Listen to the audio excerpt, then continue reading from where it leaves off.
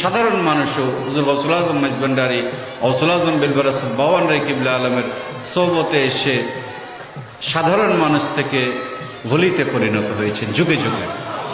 তো এটি হুজুর গৌসুল আজম মাইজভান্ডারীর এই ভুল বুঝাবুঝির জায়গাটা কিভাবে মোকাবেলা করেছেন, যুগে যুগে হয়েছে, সেটির কথা বলছিলাম। তো আমাদের সময়ে এসেও বিভিন্ন কিছু আমরা দেখতে পাচ্ছি যে